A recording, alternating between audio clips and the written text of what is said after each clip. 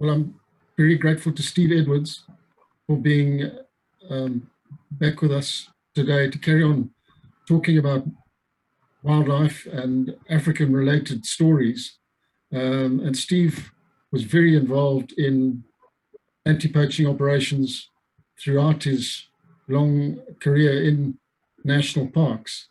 And it's anti-poaching that we want to talk about and maybe start off during the war years, which was a very difficult time for national parks personnel, but somehow they managed to carry on and perform their duties with, I think, great distinction in incredibly difficult times. And I certainly remember one of my first deployments into an area where we were likely to encounter elephant and being sternly warned by one of the officers that no matter how dangerous or dire the situation was, do not shoot an elephant because as sure as night follows day, national parks will be down on you like a ton of bricks. So run, hide, climb trees, but under no conditions take any liberties with, with elephant, no matter whether your life's threatened or not. So, Steve, a lot of us have had a lot of respect for you guys for a very long time, but maybe that's just a good place to pick up the story, go back to the 70s and tell us something about patrolling, doing anti-poaching work in the middle of a wartime situation. Yeah, thanks, Hannes. Thanks for having me back and to discuss these issues. A lot of it, a lot of memories are fraught with humor, as you were quite rightly saying, and of course there were a lot of tragedies as well. Around about the late 60s, it was estimated that we had about 2,000 rhino in the valley, or in Zimbabwe actually, Rhodesia, and a lot of animals were shot by then security forces, elephant and rhino. And I remember a lot of my senior guys really hell bent on trying to stop it. And as you say, a lot of the times we went around and lectured the army call signs in the area about they would be in grave danger if they did shoot elephant, rhino. Ironically, of all of the rhino carcasses that we picked up in that particular period of the war, the majority of them had been shot in the side. So they weren't shot on full frontal, i.e., if an animal was charging, therefore their lives were put to danger.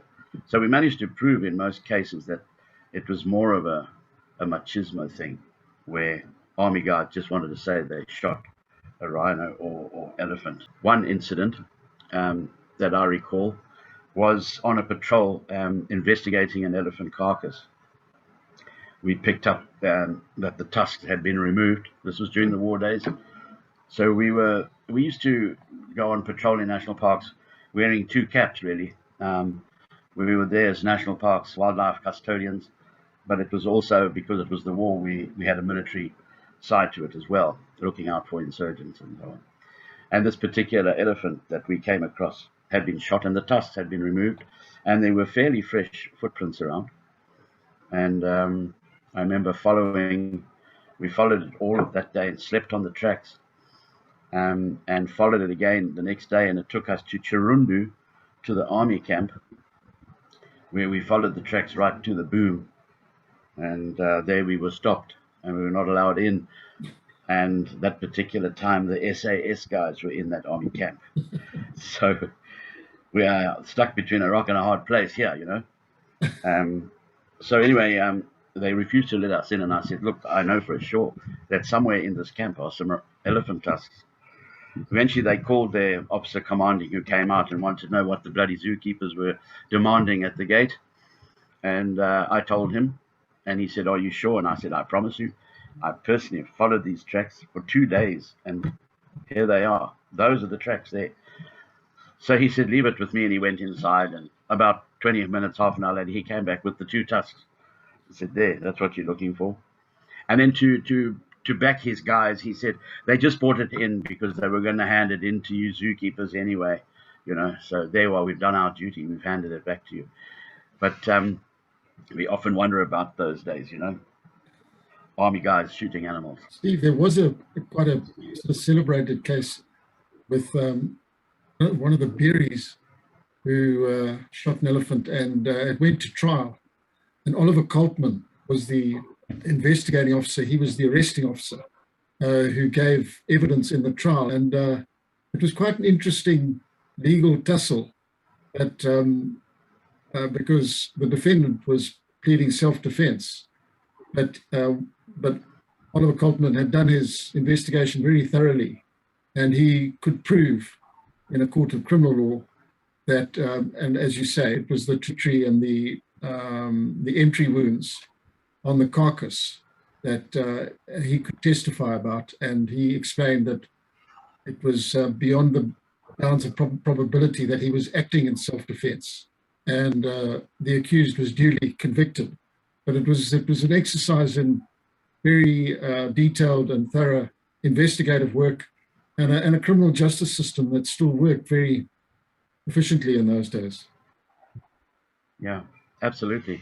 I remember that particular case, and Oliver Coltman was one of those guys that, like a bull terrier, you know, when he got hold of the case, he wouldn't let go until he knew he was right, and he proved it so in court. We had a similar incident in Vic Falls area. As you may know, around Vic Falls there was a minefield in place, which was named Cordon Sanitaire, to stop terrorists, whatever, coming in to the Vic Falls area. And also it went right along the Zambezi to stop them crossing over. Anyway, we started losing elephant to these mines, anti-personnel mines and plowshares and so on. So it was decided to go and shoot the elephant. And they went in. I don't want to say the guy's name because we all know him, but he managed to help by taking in a helicopter. Graham Wiltshire, my very dear late friend Graham Wiltshire, was the guy on the ground, and he found some elephant that had been shot that it was assumed were poachers from Zambia. But Graham took a ramrod from a rifle, from a cleaning ramrod, and in every bullet hole he could put the ramrod down the hole, and every elephant had been shot through the top of the head. And that wouldn't have happened if the guys were poaching on the ground. So, although circumstantial at that time, it was deemed that these elephants had been shot from a helicopter with someone who had quite a bit of experience. Because the next time they went back in there, of course, the tusks were gone. Yeah, also hauled out by helicopter. Because it was in a minefield, very difficult to get into on foot. Steve? Yeah, so the security forces were not always innocent. No, I think that's right. But Steve, another almost legendary figure that emerged during the war years down in the southeast was Shadrach, the Shangaan poacher, who operated very successfully in Gonarazor and surrounding areas, and gave you guys a very serious run for your money. Tell us a little bit about Shadrach. Okay, well, Shadrach, as you say, was a notorious, infamous or famous, whichever way you look at it, poacher. And I know a few people that were involved in trying to catch him for decades. Many national parks have been trying to get this guy, way back from John Osborne's days to Charlie Mackey. And he was eventually caught in a ruse, in a stinging operation. And a friend called Koos Herbst was the guy that went down to interrogate him. But the thing about Shadrach was that he must have accounted for a couple of hundred elephants down in the Ngoni Resort. And not only elephant, he used to shoot buffalo, nyala, and so on for meat, part of the meat trade. Later on in the war, as the war hotted up, and he was the meat supplier for Frelimo and for Zandler forces up in Mozambique. So he had like a contract, and he was sort of looked after in that respect.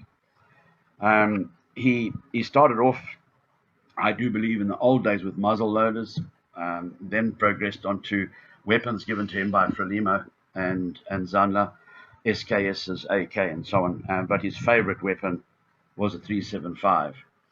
And in chatting to Koos Herbst about it, he said that on visiting all the carcass, The main thing was that when Shadrach was caught and he went on indications to show Koos the carcasses, he never faltered once. He just went like a beeline. He knew every single carcass, where they were, not lost for 1 millisecond in the park.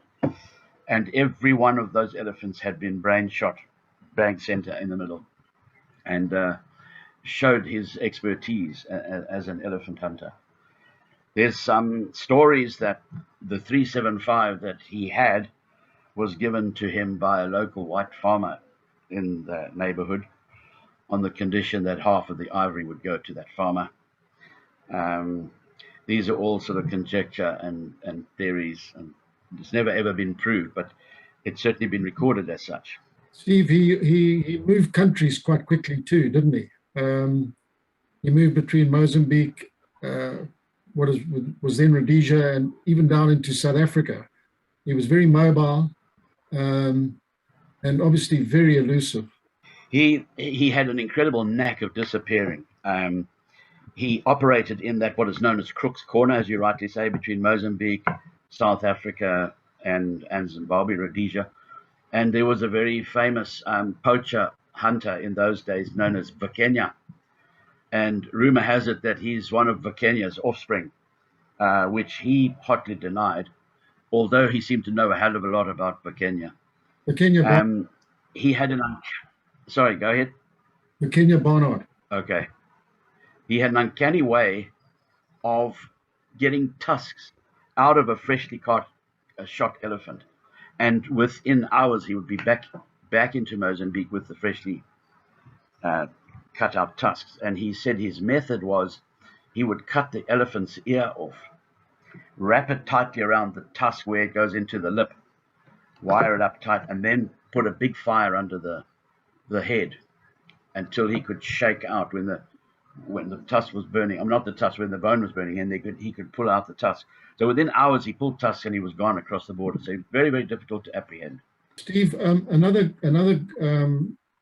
national parks guy that played a prominent anti-poaching role, and very much during the war years as well, was Norman Payne, who I only met briefly, but an extremely impressive guy. And I think you worked with him some of the time. He worked with a black scout by the name of Zephaniah, who also was extremely effective in apprehending hundreds of poachers during his career.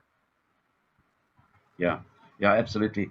I think of all of the characters, the doyen, the main guy behind undercover work and employing what do you call it?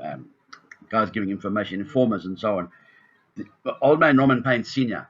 was definitely the doyen. He was the main guy behind that. He was very, very clever. And under his wing, he had Zephaniah. And Zephaniah eventually took over from where Norman Payne Sr. left off. Just want to quickly add that Norman Payne, there were two Norman Paynes, Norman Payne Sr. and Norman Payne Jr., who I worked under in the culling unit in Wankie National Park. And Norman Sr. was known as Mavende by the locals. He had a big gap between his teeth, which gave him the name Mavende.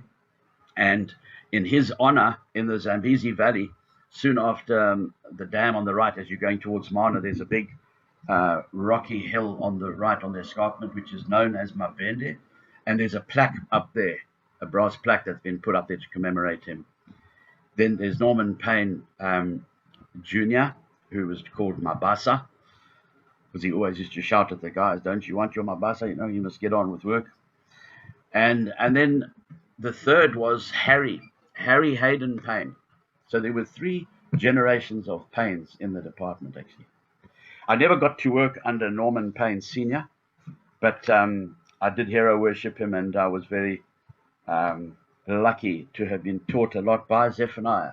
And Zephaniah and I worked a lot together. We started off in the Matopas together, and West Nick, Beitbridge, the Matusadona National Park. We worked very close together, and he showed me exactly how to set up informer systems and everything. Good man, very good. Steve, one of your colleagues, Roger Evans, he was killed along with Game Scout, who's name eludes me at the moment, but I think it was early 80s. Just tell us a little bit about that particular incident. Sadly, it was, I think, almost to the day, 1 month after independence in Zimbabwe, if I remember correctly. And what had happened, some patrols had picked up a lot of elephant poaching going on the Botswana border, all down the western part of Wanke National Park. The guys were coming in quite big groups. They were using heavy caliber rifles. They were shooting elephant and using donkeys to take in food and supplies, and donkeys to take out meat and the tusks. Mark Butcher, who was doing fire breaks, if I remember correctly, he was down there. He picked up the first signs of poaching. He reported it to his superiors, who then sent him on a patrol down there. And he took with him one of the main camp rangers, Roger Evans, and some of the game scouts from there, because at that stage, Mark was working at management unit. So it was considered that this should be a main camp anti-poaching type of patrol. So Roger Evans went along with his game scouts. I think Makeko was the scout that you were referring to, maybe. Anyway, they picked up tracks and followed the tracks, and the tracks were heading towards Botswana. So they figured, because the Botswana border was closed, that they might cross the border quickly. They stuck to the tracks, and they tracked them right up till almost last light, and then picked up some smoke in the teak forest. And that basically meant that the poachers were staying there for the night before heading. So they withdrew, and they waited a kilometer or so away, waited for dark. I do believe it was quite a bright moonlit night. And around about 9 o'clock at night, they moved in. But Roger Evans took over the command, and Roger was an ex-policeman. So he was of the opinion that they should capture these poachers, albeit they were armed poachers. If I remember correctly, Mark wasn't too happy about that. He would have rather just dispatched them. But anyway, it was decided that they would capture them. So they worked out a plan. I think they had 4 game scouts with them, plus the 2 officers. And there were 4 poachers. And the idea was to, at dark, go in, and whilst they were sleeping, 1 game scout would jump on each poacher, 1 each, and handcuff them. And Mark and Roger would be on standby with the weapons in case something went wrong. So they did that, and there was a scuffle, and 3 was subdued. 1 managed to get away from his game scout and ran off into the bush. Mark ran after that guy. After shouting for him to stop, he didn't stop. Mark shot him. At that moment, shooting took place in the camp behind, where Mark had left, running after this escapee. By the time he got back to the camp, he saw the muzzle flashes from behind a fallen tree of one of the poachers shooting at the game scouts in the camp, that they were illuminated by the campfire. And Roger was already dead. And I think it was Makeko. I'll check up on that. Makeko got shot in the arm. The other game scout was killed. So 2 were dead, and 1 or 2 were wounded. It was terrible. But when Mark saw the muzzle flashes, he shot that guy, and that was the poacher that had a 375 that had done all the damage. He was obviously quite a good hunter. He managed to put one shot into each guy, sadly killing Roger in the process, and the game scout. From what Mark tells me, that was a really terrible, terrible night. The game scout that had got shot in the wrist, I think, and the bullet exited the elbow, just about taking his arm right off. Mark had to amputate that arm and apply pressure and managed to stop the bleeding. Terrible. And they spent the whole night. The guy was in agony and what. Cut a long story short, at dawn the next day, Mark managed to get hold of main camp on the radio, spoke directly with Clem Kutsi, who then organized a helicopter, and they flew in a couple of hours later, picked up Roger and the dead scout and the 2 wounded guys and took them off. And then they were later picked up by a vehicle that night, the following night. Quite a horrific incident, actually. Terrible. As I say, 1 month after independence. Steve, let's go on to, I want to talk to you about about the combating the rhino poaching, which really took off in a big way after independence. I don't know the exact numbers, but I know that there was a very healthy rhino population in the country at independence, and that began to decline very quickly. And you were right at the forefront of trying to stem that unfortunate tide. So yeah, I know it's a big story, but I very much like to hear it in detail, how you came to be involved, and just talk us through some of the events that unfolded in the course of that campaign. As you say, soon after independence, there was this onslaught of poaching. It's not really indicative of it being straight after independence. It just happened to be that to the north of us, north of Zimbabwe, Zambia, and even further north, Tanzania, they started losing their rhino very heavily in the late 70s and into the 80s. And the writing was on the wall that they were just creeping closer and closer to us whilst exterminating the rhino in those northern countries. So it was inevitable that they would then eventually come across the Zambezi and start taking our rhino out. I've got some stats here. In 84, we lost 12 rhino. This is in the Zambezi Valley itself. 85, 107. In 1986, 147. 98 and 87, 164. And then in 88, the figures dropped. Now, that can be attributed to two factors. A, they were running out of rhino, or the concept of Operation Stronghold was now taking effect. Operation Stronghold was the brainchild of the late Glenn Tatham, who was the chief warden of national parks. He had anticipated this onslaught when he was provincial warden in Chenoy, and Mana Pools, Chihuahua, and everything fell under his jurisdiction. So he came up with this concept of Operation Stronghold. And the idea was to create IPZs, intensive protection zones, choose some areas within the country away from the valley, capture as many of the rhinos as we could in the hot areas, and move them to the IPZs. But during that, we kept losing rhino. And we had some really, really good guys working on the ground then. If I could name a couple of guys I've written, Blondie Leatham, obviously was quite pinnacle.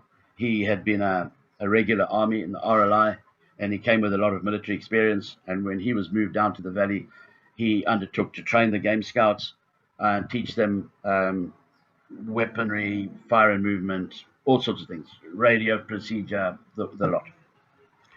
And hot on his footsteps with Mark Brightman, Andy Hunter, not to forget Sergeant Kenneth Moyle, Chipesi, Clive Swanepoel, who the late great Clive Swanepoel was an ecologist, and yet he got involved with anti-poaching. He was very dedicated. Andy Cousins, Roger McFarlane, Ian Gibson, and of course Sergeant Kenny and Sergeant Maxim and Gordon Puttrell, Andy Hunter. All these guys got involved, but none of them stayed in the valley for very long. They were shipped all over the show. At that stage, I was Warden Matusa Donna, but I used to react whenever they had incursions and would go down to Mana or Chihuahua and see if I could lend a hand.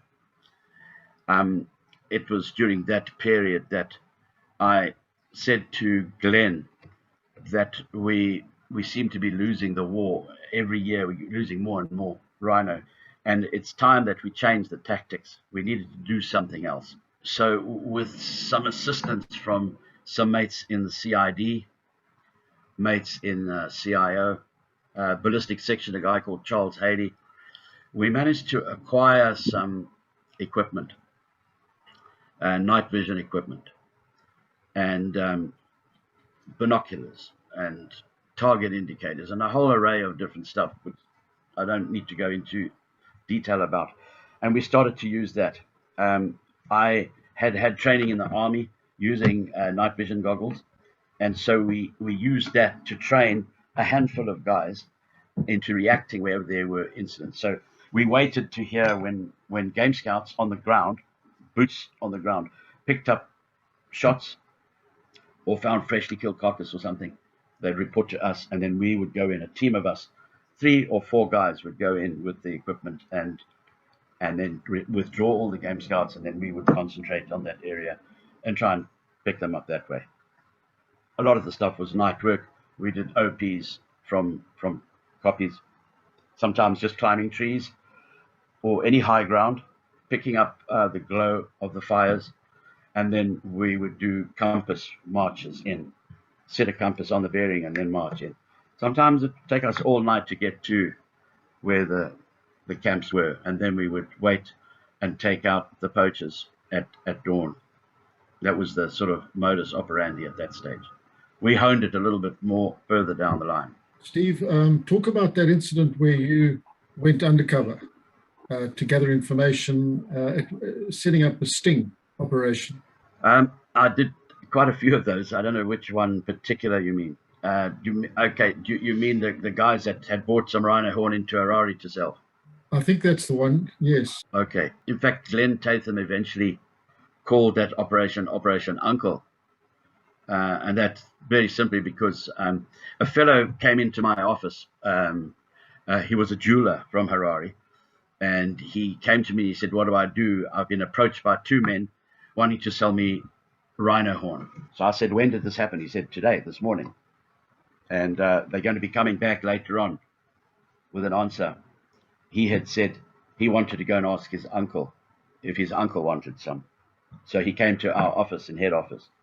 I then took him round to Glenn Tatham's office and we discussed a little plan. In those days, we had very, very good relationship with Gold Squad, CID Gold Squad. And I did quite a few of those undercover stuff. And they used to give us a briefcase full of flash money. So I arranged for some flash money. And I said to the jeweler, go back, meet with the guys, and tell them that your uncle, which would be me, is very keen on buying the rhino horn. So that was all set up. And once again, I got Charles Haley involved, Chief Superintendent Charles Haley of the police. He was the ballistics expert that we dealt very closely with on forensics, on poachers' ballistics, on bullets and cartridge cases and so on. So we used his car. We met up with this jeweler who introduced us to the 2 fellows. And we went and parked in a certain area where there's no ways they could get out. It was like a Dura-walled area. And Glenn Tatham and Charles Haley were armed in the 2 exit positions in case they got out. I put an AK in the boot in case things got out of hand, because I didn't know if these guys were armed or whatever. And I had a 38 special in the briefcase with the money. So now we're in the car, and I said, like, now I had to confirm that they were genuine rhino horns. So I asked him. So the one senior poacher was sat next to me. I was driving. The jeweler sat in the back seat with the other poacher, the other shooter. And I showed him the flash money, and then said, "Show me your rhino horn," which he did. I pulled it out, and when I realized it was genuine, I pulled out my ID and arrested them. So now we took them to National Parks headquarters, and this was during the night. And we interrogated them there, and they told us that they were just selling the horns on behalf of 2 shooters. So I said, "What are the chances of meeting the shooters?" And they said, "They're here in town," because they still want to get their money. They're still in town. So I said, "Right, if you come to the party and introduce us, we'll go lenient on your sentence." So they were very happy about that. And that night, Charles Haley and myself drove into Mvarasekwa or somewhere, one of the places, with these guys, and they introduced us to the hunters.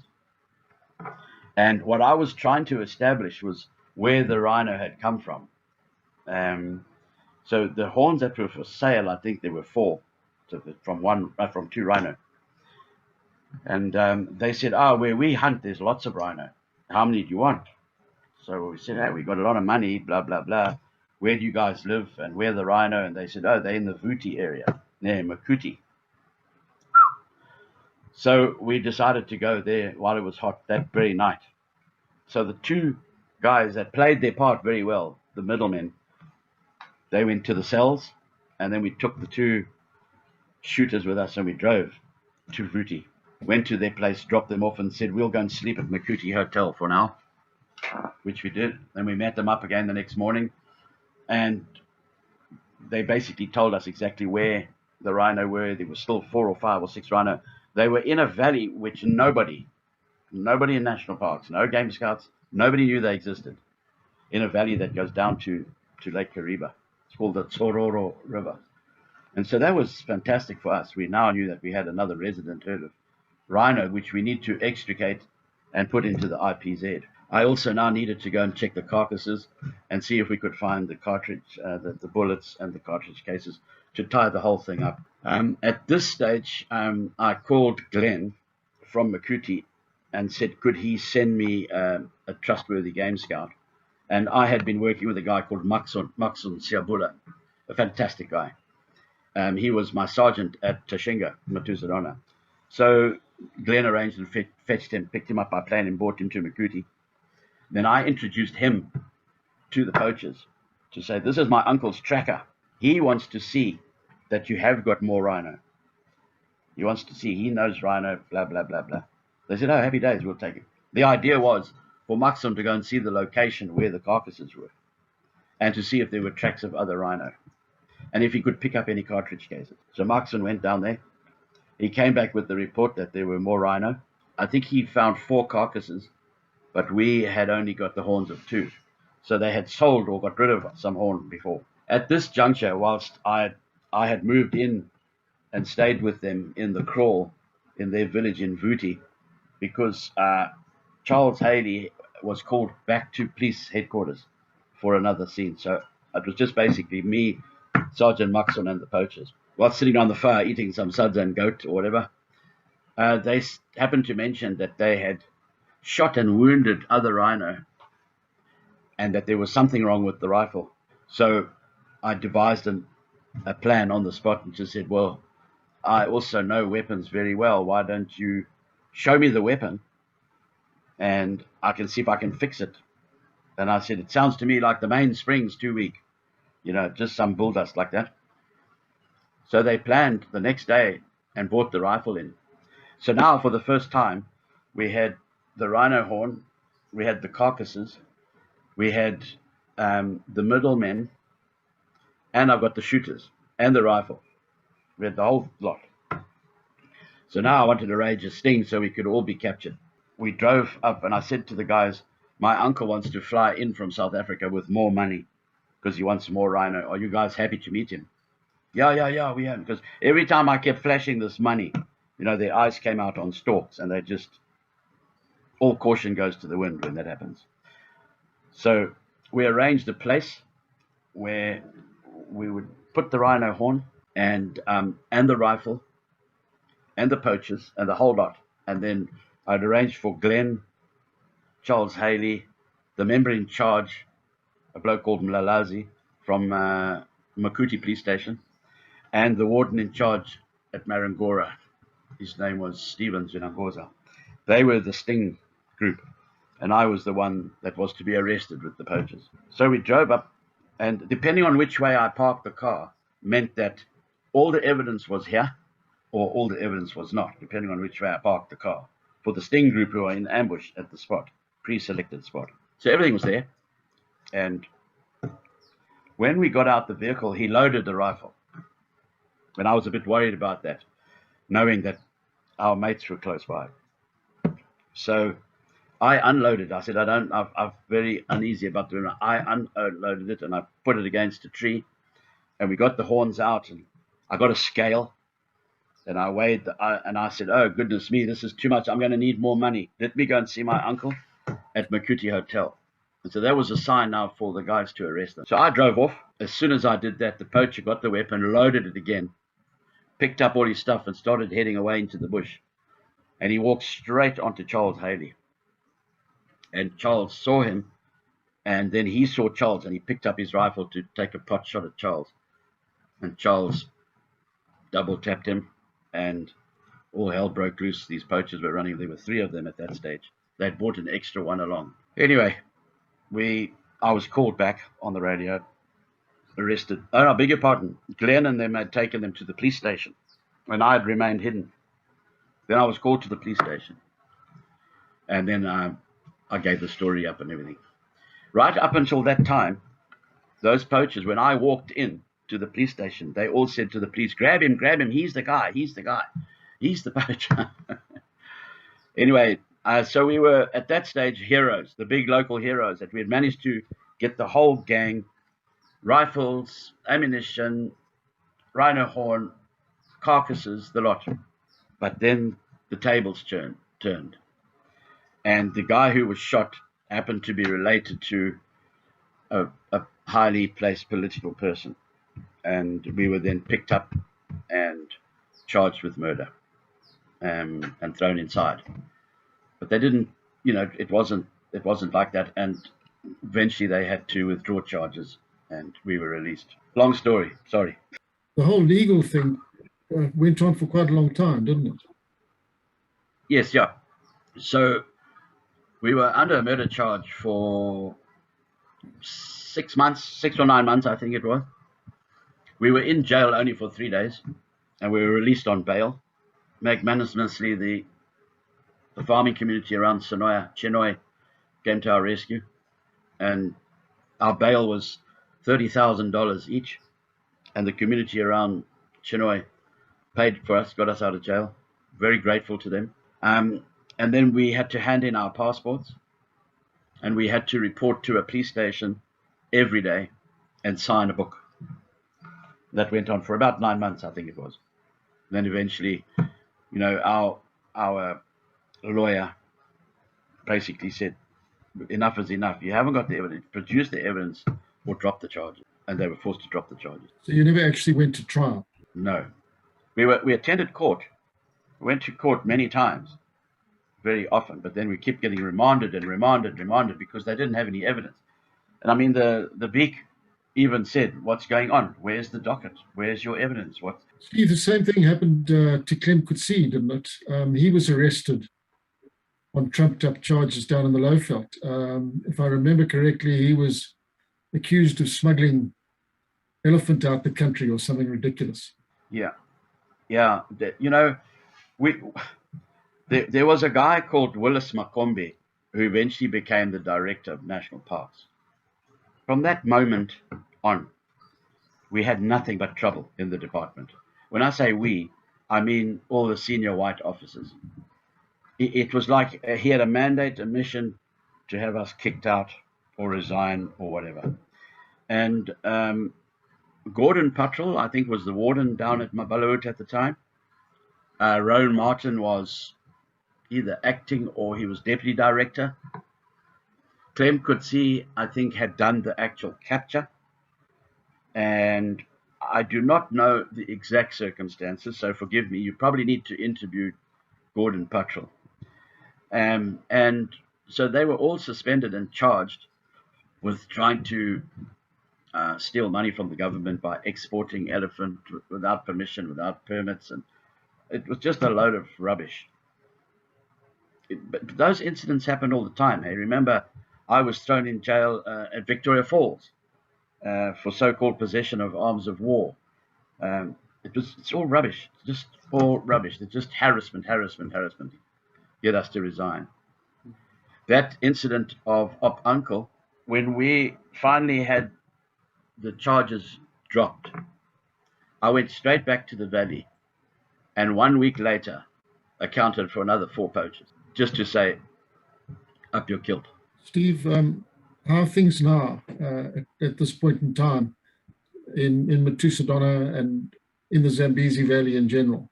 I've sort of taken a back step. All I can say is that I have heard that they've lost quite a few elephant bulls, but hit and run type poaching. They're not coming in and camping and so they're coming in, they're blasting bulls and they're going back. That seems to have tapered off a bit more now.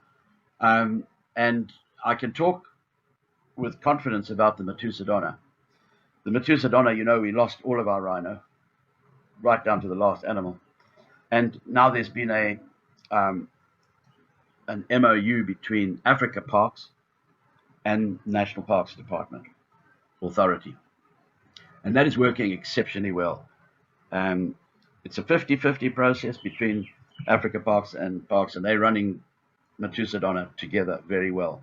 The roads have been jacked up, the radios, boats and equipment. The game scouts, or they call them rangers now, are well equipped, highly motivated, full of morale, well dressed, well disciplined, very smart. It's such a pleasant change to see. I think they're doing a grand job. That's nice to hear. And I hear from my old pal Andy Wilkinson, very good news about Gonorrhoea and the Southeast Lowveld, Frankfurt Zoo, very involved, and also sort of joint ventures with national parks, and it seems to be going very well. So maybe this whole story's turned the corner, and better days lie ahead. You're right that these partnerships are the way forward. You see, national parks traditionally over the years have just got less and less funding from government. They've been on their own, and they just haven't. Now, with these private partnerships coming in, Frankfurt Zoo, Africa Parks, there's a lot more money available, and they can get on and do the stuff that they want to do and what they're trained to do. Tell us a bit more about Zephaniah and what he did and how it all ended. Okay. So Zephaniah was a game scout that worked under Norman Payne Sr., Mavende. And I do believe Norman Payne, as I said earlier, is the doyen of anti-poaching and undercover work. He taught Zephaniah. And then Zephaniah went further in his career and really honed his methods. I got to know Zephaniah very well in the Matopus days, where he was my senior scout. And he was amazing. I remember him taking me out once. He said, "I've got something to show you." And we went in and we walked far from the car and went into a cave. And it wasn't a substantial cave. It was more like a rock lean-to. And inside were a pile of intestines. And I said, "What is this?" And it was quite smelly. He said, "These are dassies, rock rabbits. They're being poached by a guy who's making karosses, those dusty skin blankets, and selling them in Bulawayo." And he said, "And you and I are going to catch him tonight." I said, "How did you know?" He said, "Don't worry, I know." He had picked up at a beer drink. He had picked up the guy's name. He had picked up this and that and what. And we just sat there, and here came the guy. And I had not been shown by Zeph, but there was a whole lot of snares in the trees, in these fig trees. And once we caught the guy, he then said, "Right, now take down your snares." And I was saying, like, "Where? What snares?" He said, "There, look." He said, "You haven't even seen them. Look at them." And there was about 20 snares inside the tree, and this guy had made them. It was so clever, so clever. Anyway, it was a bit of an eye-opener for me, and I said, "Zeph, you've got to teach me your little tricks and things, And he showed me how to start an informer network and how to find out the bull dusters and the real genuine guys. And as a result of that, I had a lot of successes through Zephaniah. Very good. I got to work with him down at West Nicholson, where he learned under Bruce Cooper. So Bruce Cooper was the warden in charge at Matopus. I was the senior ranger. Zephaniah was the senior scout. And Bruce Cooper was very, very, we used to call him Cooper the Snooper. He was very, very good at picking up information. He was the epitome of a barfly. He would go into any pub, sit in the corner, make his whiskey last all night, smoke about 50 of those Springbok cigarettes that he used to smoke, and just pick up information. And he was good. He was so good. He introduced me to good contacts in Special Branch. Anyway, then Bruce went from Matopus. I think he then took over West Nicholson anti-poaching base. And Zeph went with him. And then Bruce went and took over at Bite Bridge. Yes. And Billy Howells then took over at West Nick. And that was a formidable team, I'll tell you. Bruce Cooper, Billy Howells, Zephaniah. Oh, boy, oh, boy. Amazing. Just little things that Zephaniah taught me, in the undercover world, I had blinkers on in the beginning because I wanted to catch guys that were poaching animals. Okay. And that led to ivory and eventually rhino horn. But in the early stages of me doing a little bit of undercover, a little bit there for Bruce, it was just meat, hides, and so on. But in that world, in that dubious world of undercover, of poaching, what inevitably comes up is gold, diamonds, emeralds. You always get approached. So I went in there, and in my naivety, because I wanted to get a guy, say, for ivory, I'd say, right, I've come, blah, blah, blah, you're the guy with the ivory, I've been told by so-and-so, your uncle, this and that, I've got the money, where's the ivory? Say, yeah, okay, someone's bringing the ivory, but in the meantime, would you like this? And he'd open a box, and there would be a sherbet load full of emeralds, you know, or dacha, or it's just stuff. You go, it just opens Pandora's box, is what I'm saying. It's just amazing. Anyway, and it was Zephaniah that taught me, you know, keep your eye on the ball. Keep your eye on the ball. Don't get lured off by other stuff. You know, you're here for the ivory, get the guy with the ivory. Steve, Yeah. all about gathering intelligence, running informers, Yeah. and just listening. There was a story about Norman Payne. His method of interrogation was putting the suspect, apparently never raised a finger, but he would take them to a tree, and they would have to look at this tree, and somehow they didn't look at the tree for too long before they started singing. Yeah. How did I'd heard that story as well. I never ever adopted that plan, and I forgot what they called the tree now. But it was the Mukambura tree, or Mukambura. the kumbura tree. Yeah. Kumbura. In other words, to think. Kumbura. And they'd handcuff him to a tree, and then he had to stare at the tree, and he had to think about what he was going to say when old man Payne came to question him. And he was given some hours to think. And that obviously played with their psychic, you know. Maybe they'd think, if I don't tell the truth, he's going to kill me or something. But it's amazing. He was reputed never to have lifted a finger, as you correctly said.